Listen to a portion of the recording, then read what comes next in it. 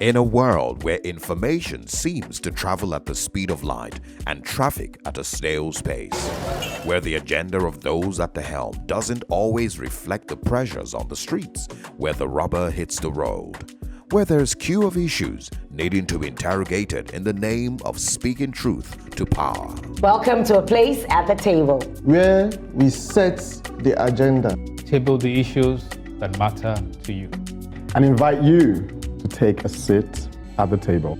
a place at the table where we're set to take much more than the table.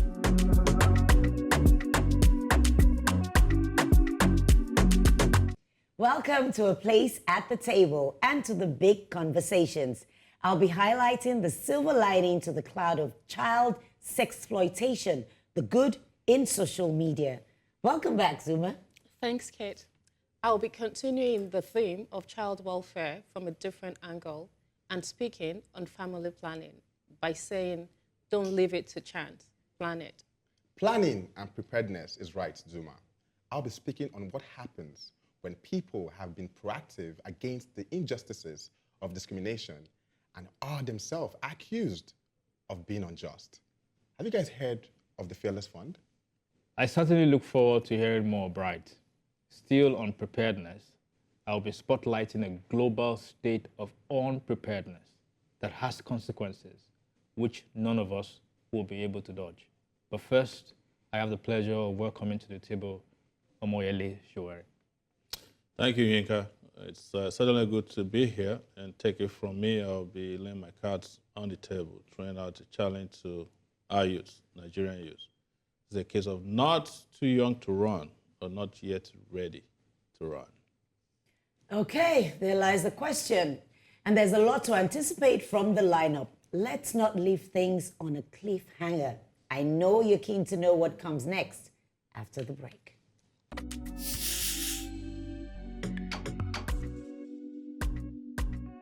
The good in social media. In a police press release dated 12th of May 2024, which read, the Edo State Police Command is aware of the trending video of a child of about 4 years old conspicuously naked and used as adult content in an undisclosed hotel in Auchi, Edo State.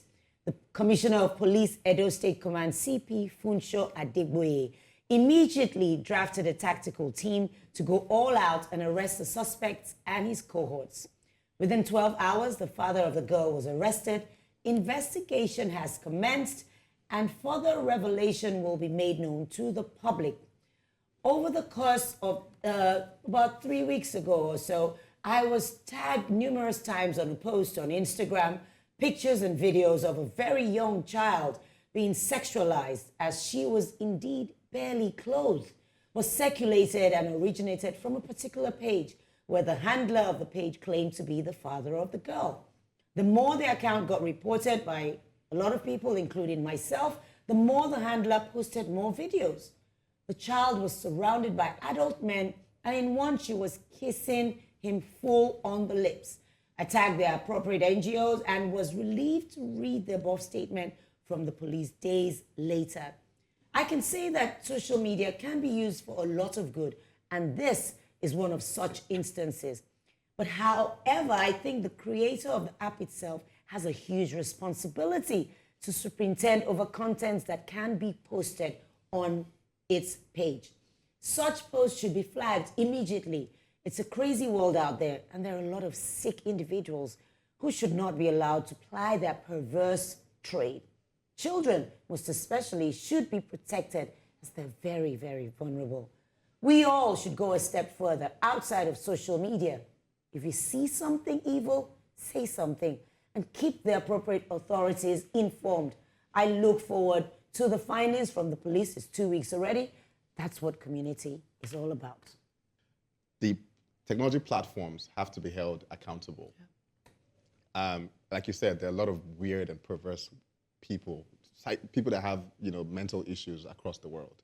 And these platforms need to be able to put structures, algorithms, and technology in place to be able to flag, especially now where we have access to AI. If they're able to create structures that could identify a content that is original, a content that has copyright in music, a content that is made with your phone from the app, and they're able to say, oh, this content needs to be sponsored, so they make sure that your followers don't see it. They should be able to create algorithms that can do the same thing to flag negative content. So I feel like we need to get to a point where our lawmakers, just like they do it in America, we should call this, this tech bros to the House and ask them questions. First of all, where are our data going to? How is it being used, right? Because whether we like it or not, as Nigerians, as Africans, as humans, we spend a lot of time on our technology platforms. And most of the time that we spend there, we consume content.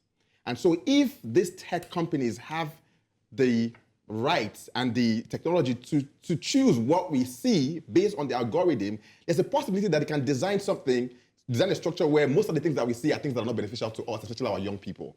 So how do we make sure that we're able to put up platforms or committees that can hold them accountable and make sure that our data are protected? We're able to drive the kind of narrative that we want our young people to see and also to be educated, and we're able to be in control of these platforms. A lot of people assume that even the tech bros are themselves not sick. Some of them are sick. This is true. I've been in campuses of some of the biggest tech companies in the US.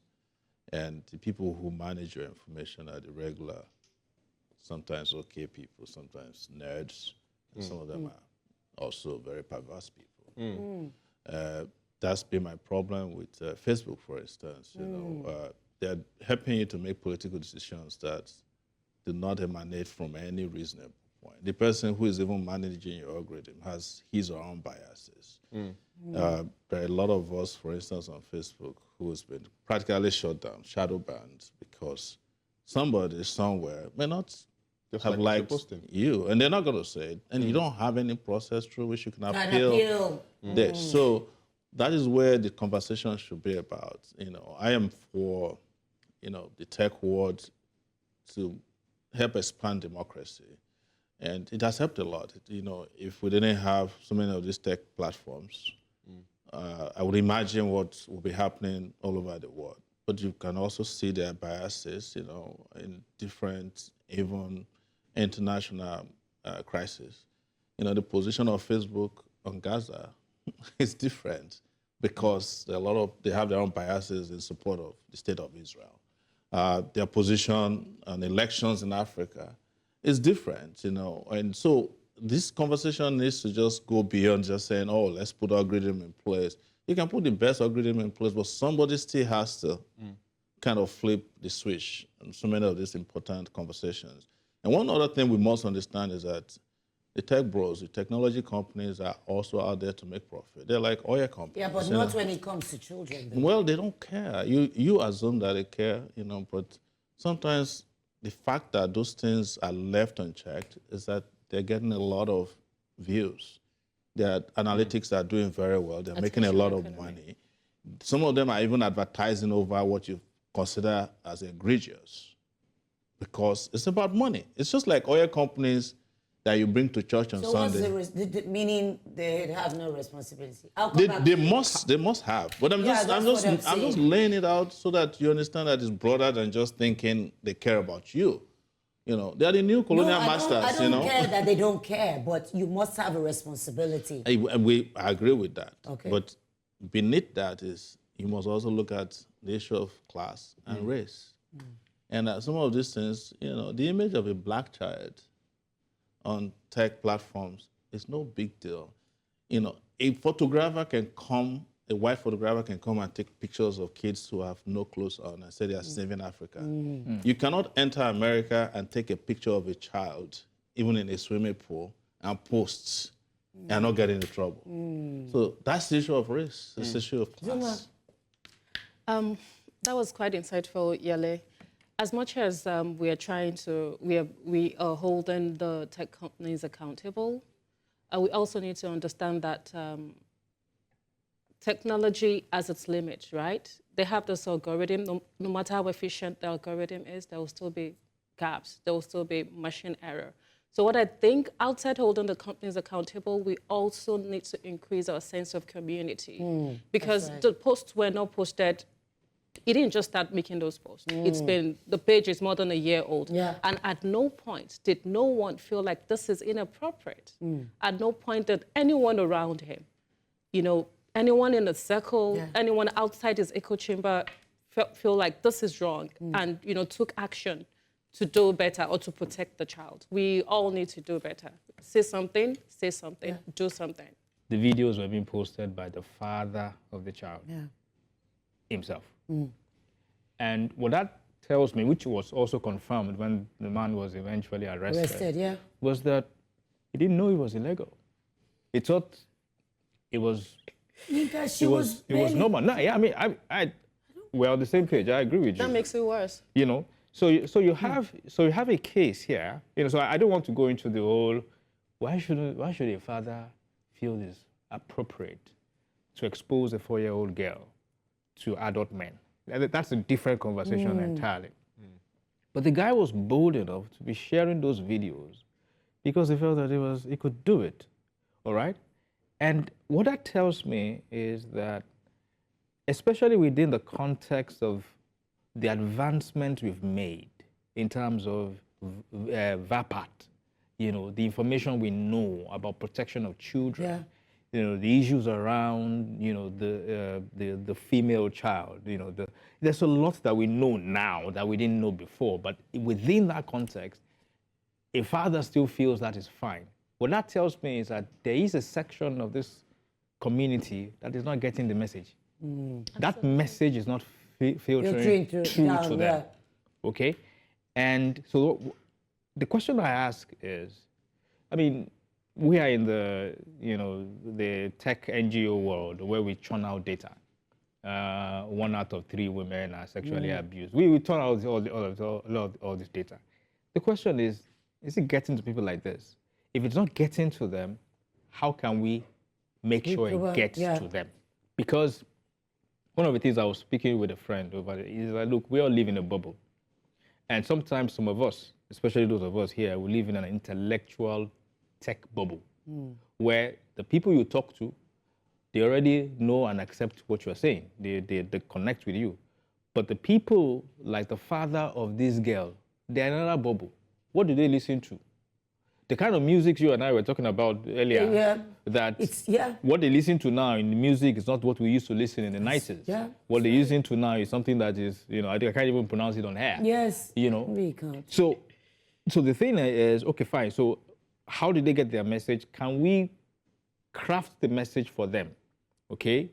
Like maybe skits, the kind of skits comedians the kind of content. Even those have. I have issues with those. We have whatever. But and then use channels maybe like Instagram, Facebook, and some of that. A lot of them see in forums and communities that they exist in, and try to push this message. Like we said, it takes a community to raise a child. It does. And if we're going to protect our children, we all have to be involved, including the people who flagged that video. I think whoever flagged that video needs a lot of commendation. Yes, the person is on Twitter. Advocacy is about being part of the change that we desperately seek. Zuma is up next, and she's speaking to matters that need changing right at the heart of our family unit.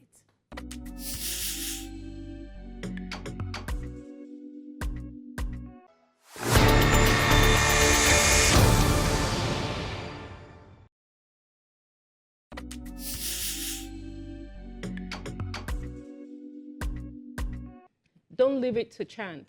Plan it. Did you know that 3 out of 10 pregnancies in Nigeria are unintended? And half of those pregnancies end in unsafe abortions. Did you know that optional abortion is illegal in Nigeria, and most of these abortions are conducted in unsafe environments?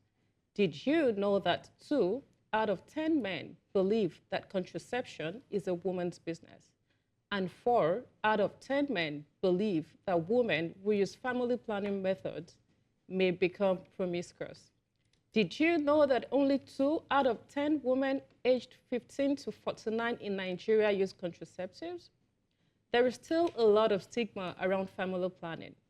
People look at it through the lens of preventing pregnancy and not as being intentional and taking responsibility for a future. Family planning is beyond avoiding pregnancy. It is about couples coming together to decide how many children they want and when they want them. It's about creating a loving and stable environment where each child is wanted and enters the world with stability. Imagine a future designed by you, dictated by choice and not by chance. A future that empowers you to take on the joys of parenthood when you're ready, where you are empowered to pursue your desires without interruptions and live life on your terms. A lot of people consider Planned Parenthood a woman-only business. It is a business that affects us all. Your resources are finite. Your time, emotions, financial, physical, and mental resources are limited. The more children you have, the fewer resources you have to invest in other areas of your life, and the less you can bond with your partner. As a sexually active individual, irrespective of gender and marital status, you need to educate yourself about the family planning options available to you. Talk to your partner about your family planning goals. Explore options together and support one another in implementing the options. And most importantly, speak out on the importance of family planning and how it improves the overall quality of life in the society.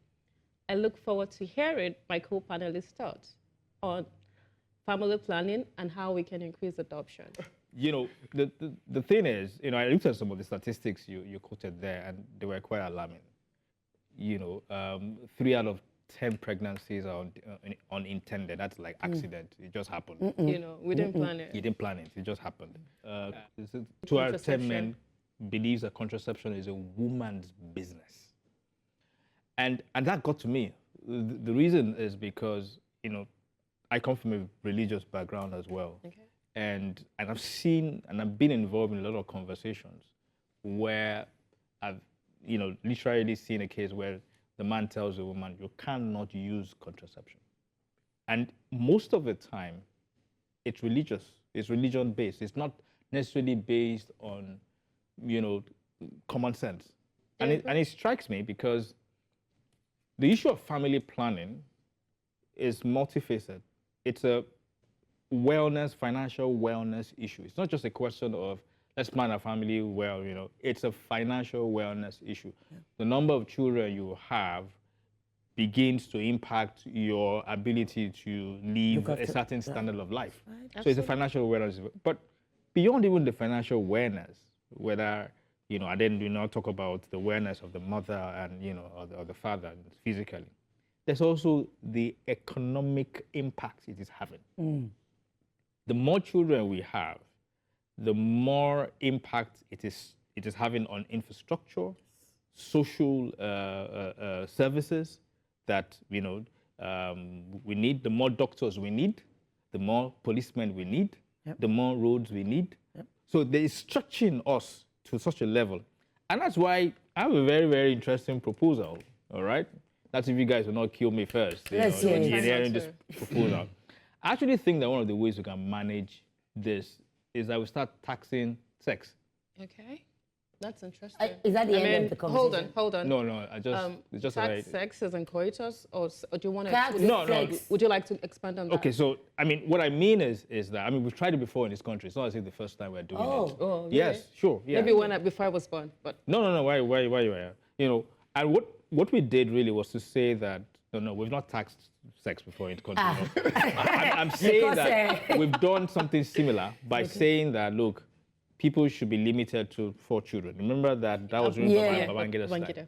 Okay, and we've seen what happened in China also, where China restricted people to just 1 child. Per family. We can do the same thing and say, look, in this country, you're only allowed to have 2 kids. But any extra. If you have any extra, you will pay tax on them. When people understand that there is a fiscal penalty to them having more children, they'll be moderated. I'm divided when it comes to family planning because I come from a large family. My father had 21 kids. My father Because has it should have been 22. taxed. So No, you should have been taxed. but Maybe they back taxing that's now. not what I'm trying to say. What I'm trying to say That's here what I'm saying. is this, is that, when you look at Africans, they don't always think about childbirth or having plenty of kids from the point of view of, oh, it affects my economy. It is economic too, in the sense that a lot of people feel like they have many kids. They're also planning their retirement for the future. What is retirement? A father in a rural area in Ondo State or Abia State or Imo State or even in the north has 13 kids. Maybe because of lack of medicine, some of them die. 5 of them will make it. They are the ones who will take care of him because there's no social security in your country. What I mean by social, even if you work for 35 years, if you're an ASP in police, you get paid 1.5 million naira after 35 years. That won't last you a year. So a lot of people depend on their kids. There are also societies, agrarian societies around us where kids are used as beasts of burden. You have a large farm, Labor. they help you with labor, and then if they make it, they help you with surviving later in life when you are too weak and not strong. Why I said I was divided earlier about it is that, it's not as simple as we make it sound like, oh, the moment you have 2 kids. There are people who are irresponsible. They have 2 kids, they don't take care of them. There are irresponsible people who have no kids, and they are a burden on society. And there are a lot of Africans, in the rural areas who think, as I've mentioned earlier, who feel like having plenty of kids will guarantee them more success of some surviving, and if the rest don't survive because there are no hospitals, the rest will take care of others. I remember when I was first child in my father's, in a whole house, and we're still 16 or 15 left now. Father, Lord. And when I was living in university, and this might sound like a joke, I was trying to, marry someone, and the moment I said I was first child, I never heard from her again. I don't blame It was her. like, all these guys are just going to move into our houses, wherever you are in the future. She was a wise woman. Yes. So, and it is because that's how they interpret the culture of family. So, but I cannot also neglect the fact that all these things have, planning and economic connotations. Very interesting angle. Your advocacy brought to mind the duet by the very dapper septuagenarian Sonny Ade and the elegant stallion Oyeka Owenu, the family planning advocacy. Wait for me. You don't know it. You don't know it. I know it. You know it. Yes, now. Plenty children, they say, assurance for old age. Mama say make we marry. Papa say make we born. Oh. Plenty children, they but no food to eat. So that advocacy. I can't believe you sang the song with her. Why? I can't believe it. It was before your time. So this is what I'm saying. It turns out that the only person who practiced family planning was Oyeka Owenu, not Sonny Ade. Please, I will not have you speak. Against Sonny Ade. I'm sorry. I will not, It's song I I will not love, have you speak against him. Leave him alone. And another part Doesn't of have it, to watch you like your father. we need to discuss family planning, As I was discuss it saying, properly, As I was saying, that advocacy worked. So in terms of messaging, we need to get the messaging out that you are really a burden on the resources of, I don't know if the government has resources for the people, I don't know, because they seem to be eating it. You are a burden on the resources and they're bursting at the seams. If you need to have children, you need to plan to take care of them. But the most important thing in all your advocacy is partners spending time together. Once the children come like this, everybody is on your own. The women, my child, the man is like, let me find somebody. That unit, some people feel that having children is more of a curse than a blessing because they lose out on that. The intimacy. With their partner. What brought them together in the first place? So I think your advocacy is spot on. It should be well thought of, well planned, and you just can't be churning out children without taking care of them. Minus Sonny Ade. I think I love your perspective on this because we sometimes forget the African effect, because at the end of the day, that's why I said it's an interesting when you angle. look at the East, for example, and having children, apprenticeship, send them, make money, come back and support the family. So it's more like a hustle, right? When you look at the North, there's also a political effect to it. The more people we have, the more we win election. There's that part. So I feel like once we have the right government in place that understands, because also resources is also one of the key things here. When you look at it holistically, it's resources. The fact that we have to provide for ourselves beyond having to go to work, because the work that we're going to is not enough to provide for the family. We have to now create Side hustles. what do you call it, factory Yes. within our family Yeah. to go out and produce correct. and come back, whether it's farming, whether it's apprenticeship, whether it's political, whatever it is. So the first thing is, if we're able to put our country together and make sure that we have ample resources for everybody, that jobs. And I want to jump in there also, that we must start appreciating that population is no longer a burden. The most prosperous nations in the world today are the most populous nations. China, India. It depends on what you throw at them. You know, we make this very flagrant comment about, people who have kids are the burden on society. They are not. It is a few people who have limited kids in Nigeria who they and themselves and their kids are a burden on our resources. A guy who spends $100,000 per month on a child in the UK to go to school is taking more of your resources than a person who has 20 kids in primary school in Zamfara State, who just needs maybe less than $10,000 to send them to school in this very small environment. This is a totally different shot you just fired. Absolutely. But go on. Yes. It is, so we must have these conversations because it has to be holistic. The human brain has become the new oil, the new capital. gold, the new diamond. So if you train a child very well, and they're in the tech world, they're tech bros. Yeah. I would prefer to have like 100,000 tech bros in Nigeria than 2 who are the children of families that are well planned. Yes. Okay, there you go. Go ahead. I think you wrapped it up. Come on. We planned so that we don't have to leave it to chance. Bright is up next and is bringing our attention to matters of concern beyond our borders.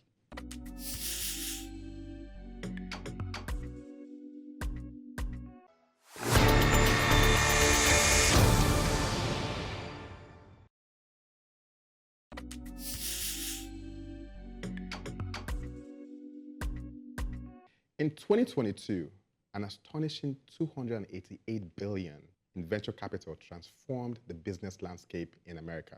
Yet, women of color founders received a mere 0.41% of that investment.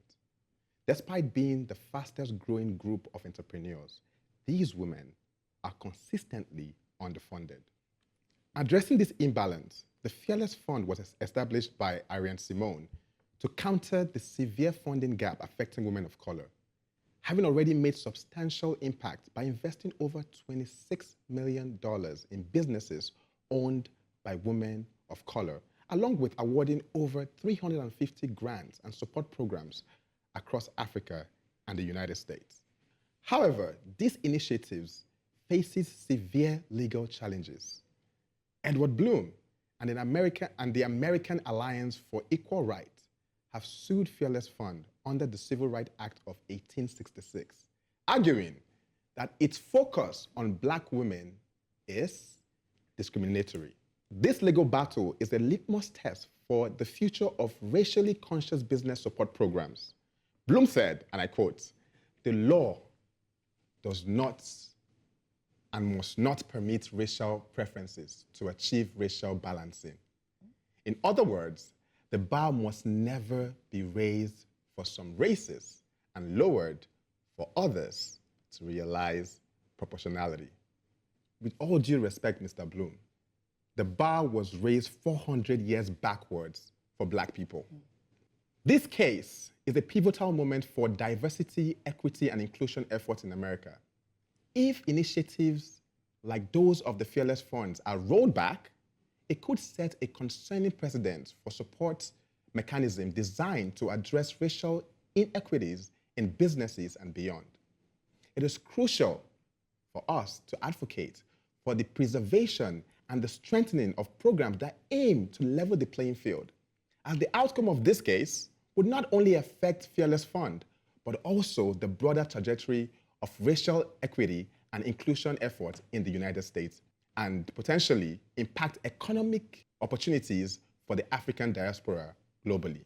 the impact of the diaspora on Africa's economy is significant. According to the World Bank, remittance to sub-Saharan Africa grew by 48 billion in 2019. If Edward Bloom wins this case, this would affect the funding to support Black businesses, which would drastically reduce remittance. We need to engage in the discourse, support the causes that champion these values, and hold our institutions accountable. Together, we can preserve the legacy of civil rights and push back to a more inclusive and equitable tomorrow. I think 2 days ago, I saw a video. A Black guy was talking about monies that circulated within certain tribes. That the Jews, he said it circulates a lot more, the Jews, the Indians, and the Chinese. And then when he came to the Black community, the money, there was an outflow, too much that it wasn't concentrated because Black people weren't supporting themselves. The money would always go out. But the Jews, the Indians, and would always make sure the money circulates around their own businesses. Now, I love the idea of the Fearless Fund. No one has ever given you something that is rightfully yours. You have to always take it. So, can I ask, Edward Bloom, is he white or Black? Okay, clearly. So that is why he's fighting it, because the Black race or other races that are not white have been subdued for over centuries. And I feel there's nothing wrong. If I decide to look after my community, make funds available for us to, be economically viable, I see no reason why anybody should take me to court, or don't do it to the Jews. You can't try it. They own their lots. So also to the Chinese. You have to fight for everything you deserve if you're Black. And I think Black people in the U.S. should go back and demand for their 40 acres and a mule that was promised after the end of slavery. Because without the ownership of land and property, you are not going to be a player in that country. And you are going to see more and more of this. And by the way, you are asking if Edward Bloom was white. Most likely he's white. He is white. But you can also find Black people who are willing to do what Edward Bloom is also doing. So what you're saying, in essence, is we should not be on defense, to be on offense. Absolutely. Yeah. So, and that is part of the reason why the Black Lives Matter movement was very significant. Yeah. It's like once in a while, Blacks have to remind America that they are still here. Yeah. God bless you. That's what. And that is what the Edward Bloom said. They push the right buttons, but the Blacks need to continuously be on the offense.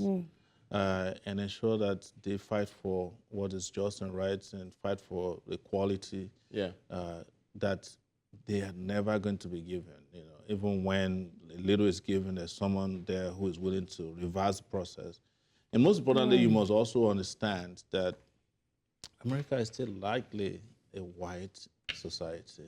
But it's not only a white society, there's also a privileged society of, there's race, there's class, in America. So, and for you to get to that point where the privileges are not just handed over to you as benevolence, you have to be back to Americas of the 60s and 70s where they fought for everything to the last.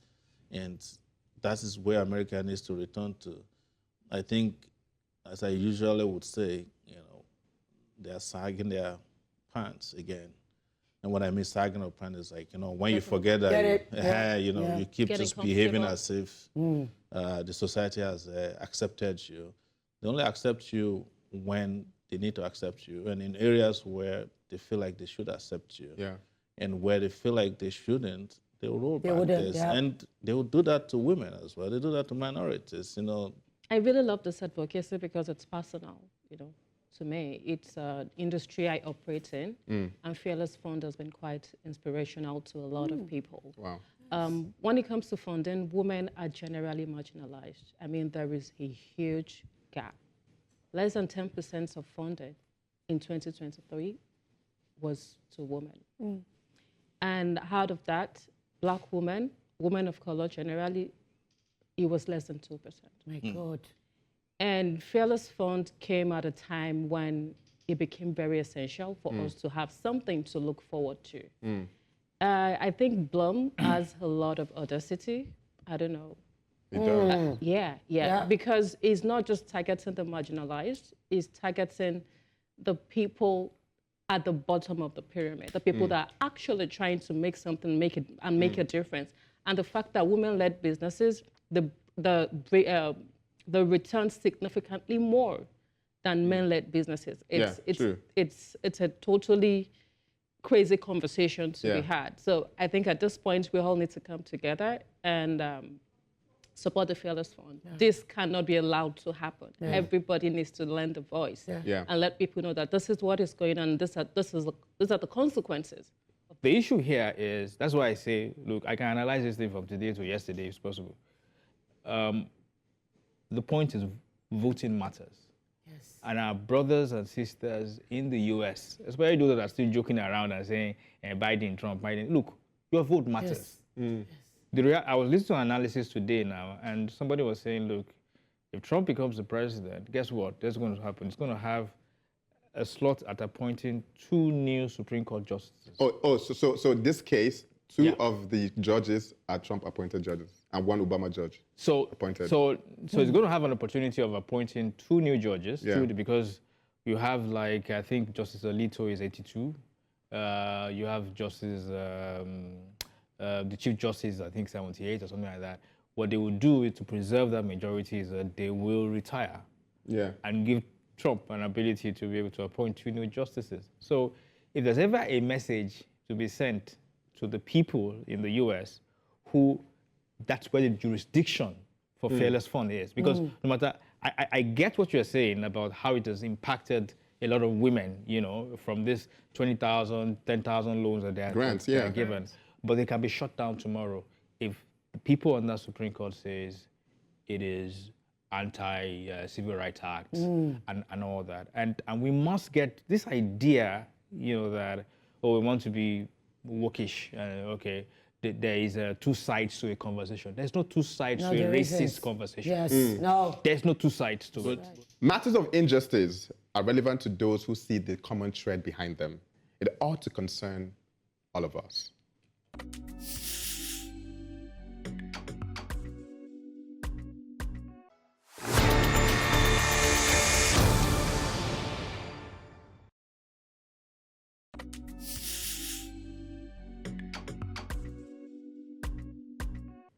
A clarion call for climate change. Tonight, I want to talk about something that affects every single one of us: climate change. Now, some folks might call it a hoax, a distant threat. But the science is clear. Climate change is real, and it's happening now. Hotter temperatures, rising sea levels, extreme weather events. These aren't science fiction. They're all hallmarks of our changing climate. According to experts, 2024 is shaping up to be the hottest year known to man since they started measuring in 1850. The effects are already being felt globally, and sub-Saharan Africa is particularly vulnerable. We're experiencing more droughts, more floods, and food insecurity. These changes disrupt lives, displace communities, and threaten our very way of life. It's the cause of the herders-farmers conflict and the perennial communal clashes we have in Nigeria. Indeed, the Nigerian government has set an ambitious target to achieve net zero emissions by 2060. I laugh. That means balancing the amount of greenhouse gases we release with the amount we can remove from the atmosphere. To achieve this, we need to invest in renewable energy sources like solar and wind power. We need to promote energy efficiency and sustainable land use practices. These are tough decisions to be made. The question is, are we ready? And here's the truth. Achieving our goals requires a collective effort. The government, the private sector, and yes, every single Nigerian needs to take climate change seriously. Sustainable living should not be fancy buzzwords we say at conferences. It should be the practical lifestyle of the average Nigerian. If we desire a safe and secure future for ourselves and our children, then we must stop playing lip service to climate change. And like my sister Zuma usually says, I would like to hear the opinion of my co-panelists. Zuma, I you think go I'll first. be using that too. I'll give you credit. Don't worry. Oh my God. So I think achieving net zero by 2060 sounds very ambitious. We are not even close to it. But again, it's always nice to have grand. Shoot for the moon and then you have the land on the skies. Nigerians are generally not focused on sustainability. We are very big on what bothers me the most. Like, there are so many quick wins, so many little things we can do, to preserve the environment, but we don't even inculcate that in our everyday living. From the use of single-use plastic to electricity that we use. You see people leaving on lights unnecessarily. Why? You see people brushing their teeth and leaving the water running. You see people taking a shower. And then, these are little things that, that compounds over time. And then let me come to Lagos. It's literally a concrete jungle. This is the only city I know that it's so difficult to see trees. Yes. Why? Again, we all need to do better. Climate change is real. It's not going anytime soon. The weather, the rains in recent times, they are scary. I don't know, so many things going on in the world. Let me come to you, Kate. The heat. Have you felt it recently? Have I felt it? It's immense heat where you cannot even breathe. I'll be inside the house and I've had to do additional blinds, So I have those roller blinds where if you bring them together, they close it. I've had to do a darkness one, the one that when it's open, I have to put the darker one so that when I'm inside, I maintain some kind of cool for my body. And I've had to resort to showering at least twice in a day. You don't wipe down, you air dry. Yes, you cannot wipe down. So that, and then it rains. It rains like no man's business. But to the 2060, Nigeria, that's a hoax. I would call that a hoax, a mirage and a hoax. Not when we have generators, not when we have people building houses, including generators, not when we have Nigerians who have turned their homes into factories where they have solar, they have inverter, they have generator, then the rising cost of inflation, which includes rising energy costs, everything, we're focused now on inflation. Nobody's talking about climate change. The rains are coming. Yep. It rained yesterday. I couldn't make it to the gym. Why? Everywhere was one plane. Yep. My car is an SUV. I couldn't drive out. I drove back home. We are still using nylons. What I suggested someone about a while ago is, why can't we create initiatives like you said? Why don't we reward people? Are we recycling? In the UK, there's recycling. But that's Are we recycling? But that's one of the things I wanted to raise. I don't know if Bright will talk about that. I mean, the EU said that we have a potential green economy in Nigeria that we can create up to $250 billion worth of an economy. And if you look at Lagos, I don't know if you've seen this in Lagos, of these people that are collecting plastics. Yes. It has become a very what are they doing big, with it? No, they're recycling and producing. It's not enough. Some in the stuff. UK, there are 3 or 4 bins. There's the newspaper, there's garden waste, there's plastics, and then they have the other waste. You can even cause an incentive for people to recycle and then reward them. Somehow you return plastics to a place. They give you a coupon. They give you a coupon, and then you can buy something. There's so many brilliant ideas out there, but of course, nobody is talking about it till the next rain, and we're flooded, and that's it. Right. And, we'll fly 200 people to Qatar. I just needed to add that one. The first thing is, it always goes back to the government, right? What's the government focusing on? Are we ready to let go of crude oil? Hajj, 90 billion to Hajj. And say, okay, we want to focus on renewable energy, which crude oil is our only source of revenue. Look at what the Dangote refinery, are we going to close that down, right? Or how do we want to structure all of this for it to be effective, and reduce the effect of climate change? So I feel like it begins with the government focus. Whatever the government focus on is what would work. But as long as the government doesn't focus on this, and when the government focuses on something, it cuts across everything when it comes to the policies, when it comes to information, driving information down to the lowest person. This is how this is going to affect you in the next 5 years. Right now, you think you're living, if rain falls and climate change goes crazy, your house will be under the ground. That's right. Like, people need to know. But as long as the government doesn't focus on it, whether it's states or federal government, then nothing's going to change. That's my take. We are on the course of an energy transition in the world, which means that as we are developing our energy needs now, we can transition into something less harmful. You know, you've mentioned solar, you mentioned we have wind, we have solar, we have water. Even water, we have hydro gas. is, and the interesting part also, which can solve some of the problems you mentioned, is biogas. We can convert the dung of cows into energy. Exactly. But as for the heat, let me encourage Kate, don't be showering twice. You are also dealing wasting with water. You are wasting water. Yes. Okay. Yes. Now we are looking for a solution. Yes. What should I do? You see, people like you also have to understand that consumerism is part of the problem. Those are people who shower too many times, put on too many ACs, and There's no lights. Yeah. So I said And your air dry. generator is blaring. I said air dry. So what's my you're consuming a lot. solution? What's the solution? The solution is for you also to transition. Transition to renewable energy. Use less water. To bath. So I should burn. I should burn in the Dab your skin with wet towel. Zuma, the last word goes to you. This one goes to the elite because they consume. Who is the elite? You are consuming inequitably. You see how bragging about having SUV.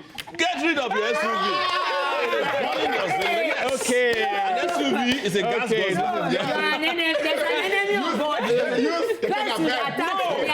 You can use a Toyota vehicle I started with Toyota. that is hybrid. What are you doing with SUV? Tell your government they should patronize their You are one of the people buying fuel please. that is like, hundreds. About it. Okay, all right, fine. Lovely, Sorry, lovely. please continue. It's time to embrace innovation, adopt sustainable habits, and hold ourselves accountable. Together, we can build a more resilient Nigeria, a nation prepared for the challenges of a changing climate.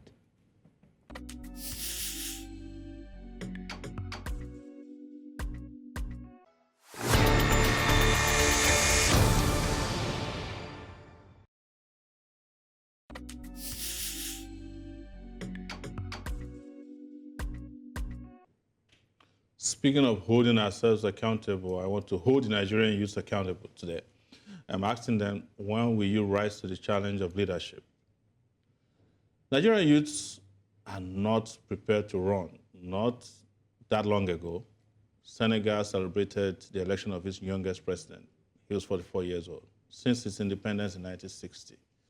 Mr. Bassirou Diomaye Faye was celebrated merely a month ago for what would be called a groundbreaking victory for African leadership. Bringing it home, I posed this question during an interview, and I asked it here. When African nations were poised for independence, they had the youngest people at the forefront of leadership.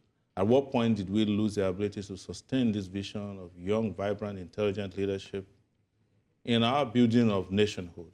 I would make bold to blame colonial interference for this change in trajectory. Young leadership made our erstwhile colonial masters uncomfortable, our die-hard veteran leaders who hold on to leadership and won't let the youth have a chance also share the blame for where we are today.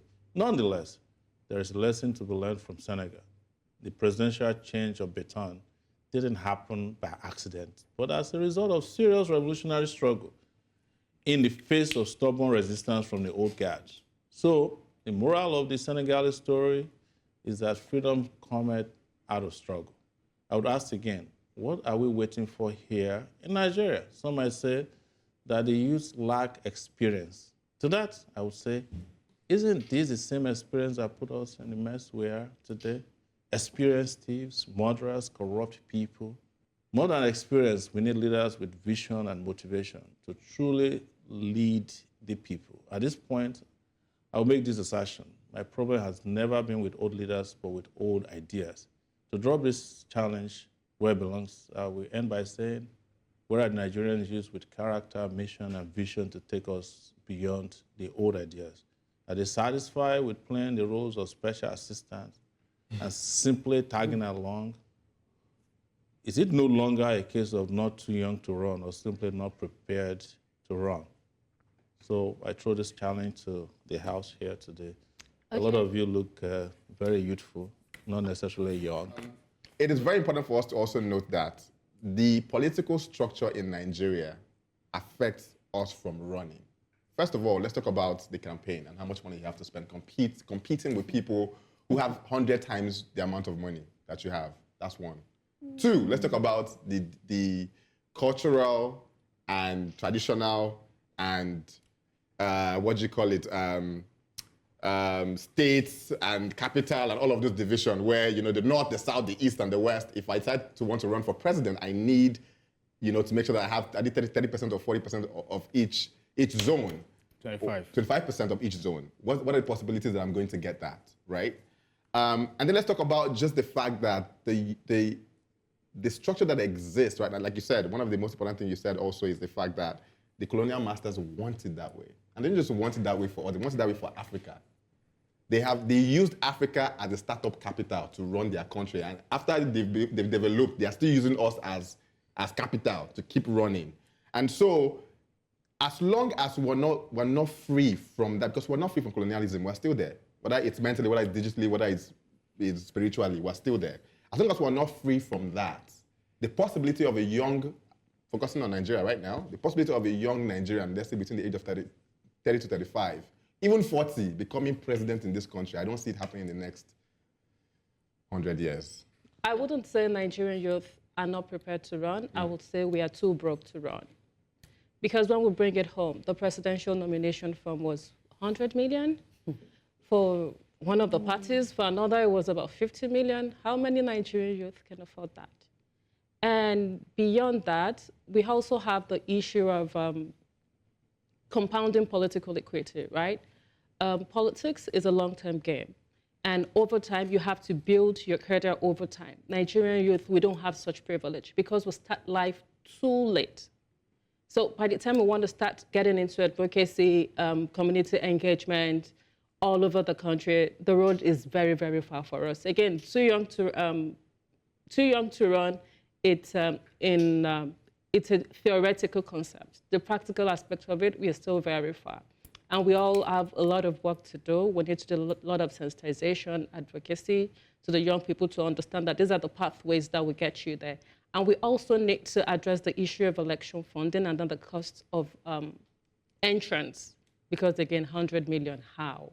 How old was Obafemi Awolowo when he was the premier? How old was Nnamdi? How old was he? He was in his 30s. 30s, yes. Okay. 35. How old was Nnamdi Azikiwe? Yes. How old was Gowon? One was 31. That, rules, this country, Muritala Mohammed, even Obasanjo. His first time. Even The first time. Yeah. Buhari was 41. So, so we talk about, when you say some of these things, we mention it in such a way as if young people have never ruled this country. Yeah. They have. In fact, they led us to where we are today. And it wasn't as if there were no old people at that time when they were ruling. So the issue here is that power will not be given to you on a platter. Yeah. You have to take it. You have to organize and take it. And I think the first thing, really, the young people must do is that they must educate themselves about governance. Young people are too much uninformed. Sometimes you need to sit down to a young person and just ask them about governance, and then you'll be shocked how much they don't know. They know everything about the latest Davido and Chris Daniels videos, but tell them about how are laws made. No idea. A revolution is what happens when preparedness meets opportunity. Watch this space for more stirring discussions to keep you both informed and equipped for that business that concerns us all, the business of nation building. Hope you can join us again next week. Same time, same station. Till then, it's goodbye from everyone at the table. Goodbye. Bye.